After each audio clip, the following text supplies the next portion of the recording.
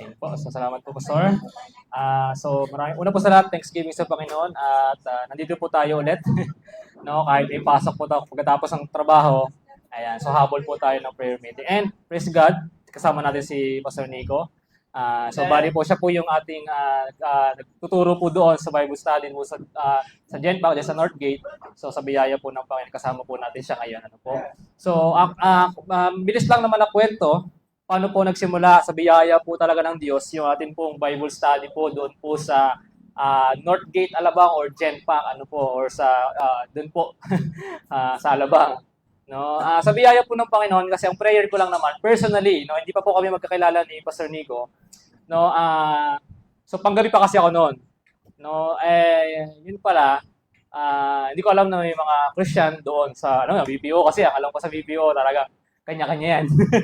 So natin yung buhay, alam nyo na, hindi ganun talaga.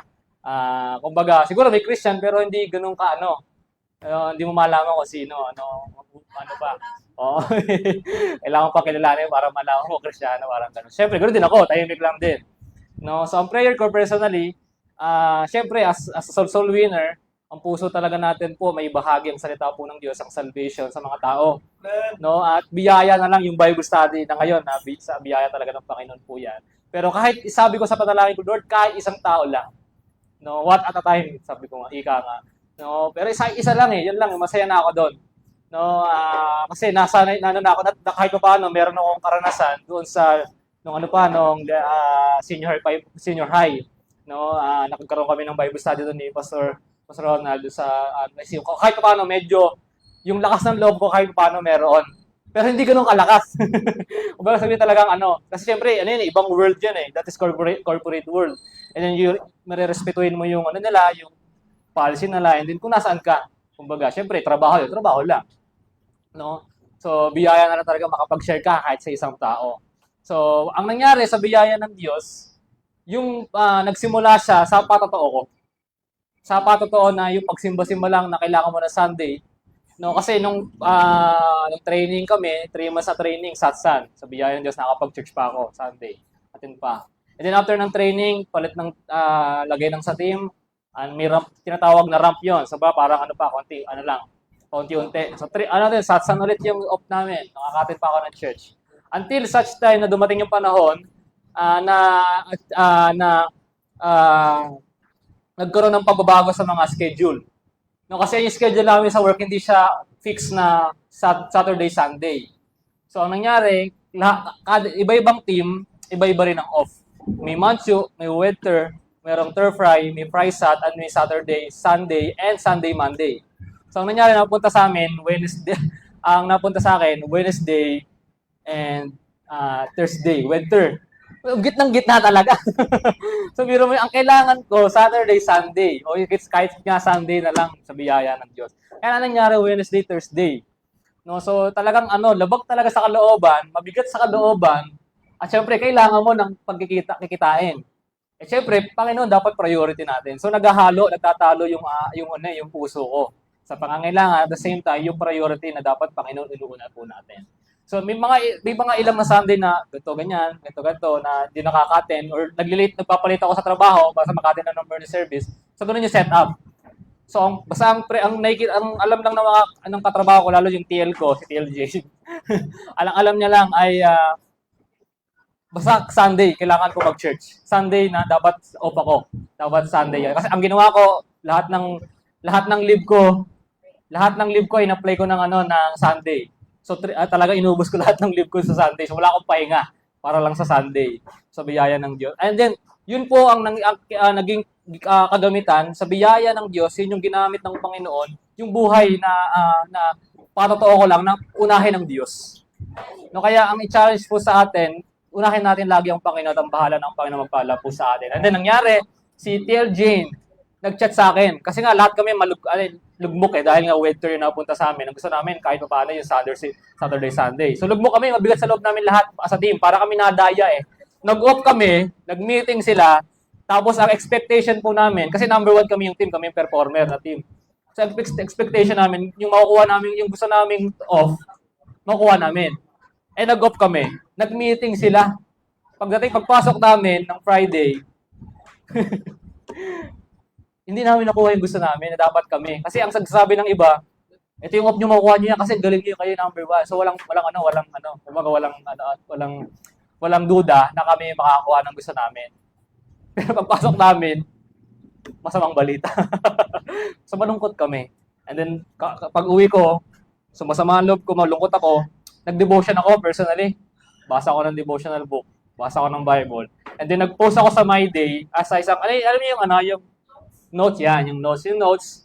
So naglagay ako doon ng notes. Yung mula doon sa nakuha ko sa devotional, yung quotes lang, kumuha lang ako ng konting lang doon na nagkaroon ng impact sa akin. Pero bilang isang unbeliever, yung quotes na nakuha ko, yung pinost ko sa note, hindi siya, kumbaga, bilang unbeliever, kung unbeliever ka, hindi mo matatanggap agad eh. Kasi ang nakalagay doon, tatagalogin ko na English kasi, nakakalimutan ko na. Ang nakalagay doon, wag mong gawin yung nakaka-open sa Diyos. Yun lang. Yun lang yung nakalagay doon. Tapos nag-chat sa akin yung TL ko bigla. Del, ikaw ba ay pastor? Sa akin. Ay, di mo. Ano lang po, young people lang po, youth leader. Yeah, ganyan sabi ko. Kasi nangihina ako spiritual, sabi ng TL ko. Pag meron akong thirst sa salita ng Diyos. Hopefully magkaroon tayo ng ganyang sa Bible study. Sabi ko, sige TL, pwede po. Kaya ko naman po mag-share ng Word of God sa biyaya ng Diyos. Sabi ko, doon pumasok. Ako, di ako nag-i-invite. Kasi mahina loob ko nun. Tsaka syempre, nirespeto ko nga yung So, wala akong talagang ginawa kahit isa na mag-reach. Ang ginawa ko lang, nag-post lang ako ng note. Yun lang. Tapos yung patotoo lang sa biyaya ng Diyos na Sunday, unahin mo ang Panginoon. And then, doon po nagsimula yung Bible study, nagsimulan. And di pa kami na pa rin nagkakilala ni Pastor Nico. Tapos, ang maganda nun, yung lagi kong kasama, na mga katrabaho ko, una pa lang na lang naging ka-team si Pastor. So, sila talaga yung original na magkaka-team. Kasi nagpanggabi ako eh. So, yung ka-team niya, nagpanggabi. Kasi ayaw nila sa kasi may mahigpit na TL, alam niyo na. So, mahirapan sila. So, nagpanggabi sila.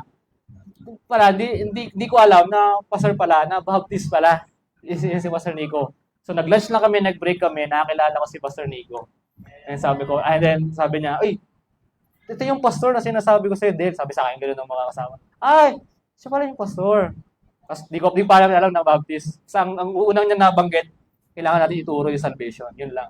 Sabi ko, goods. Kasi, syempre, as a Baptist, kailangan may ingat tayo sa mga mangangaral na, mga burning and etc. Siyempre tayo sa Baptist, kailangan may ingat tayo sa salita ng Diyos. Salvation agad, number 1. So, nung narinig ko sa kanya, goods na goods Tapos, nung sinabi na nalaman ko na Baptist siya, goods na goods lalo. Tapos, doon ko na-realize, iba na talaga to. Ang Diyos na talaga kumikilos, kalooban talaga to ng Diyos. Kasi, mahirap mag-isa kapag ikaw lang nagkumikilos doon, nag-share doon. And then, bigyan ka pa ng pastor kasama, na pastor na Baptist. Talagang biyaya talaga ng Diyos. Talagang lagi namin kinukwento doon na biyaya talaga ng Diyos. Diyos talaga kumilos po noon. So doon po siya nagsimula sa biyaya ng Diyos. At yun, kami po ay nagpapatuloy sa biyaya po ng Diyos. At ngayon kasama natin si Pastor para maging kabahagi po natin dito ngayon, magbahagi ng salita po ng Diyos. Ma-challenge din po tayo. At the same time, maging pagpapala din po sa atin na talagang pagka unahin mo ang Diyos, patotoo lang, simpleng patotoo lang kapatid, yung malaking biyaya ang binibigay po ang Diyos sa atin. Hindi ko inaasahan itong Bible study na sa biyaya ng Diyos. Sabi ko nga, isang kaluluwa lang, masyarang ko, makakausap ko, makakwentuhan ko, sapat na. Masaya na ako doon satisfied na ako. Pero iba yung Bible study na maraming tao, may mga boss ka pa nakasama at nakikilala ka pa doon na mas lalo doon sa buong trabaho nyo na gano'n na i-Bible study kayo. So, grabing biyaya po yun ng Diyos. At hopefully, makita nyo rin po yun na maging challenge po sa atin. Sa mga nag-work, walang imposible sa Diyos. Kaya natin magpatuloy maglingkod sa Panginoon kahit nasan po tayo.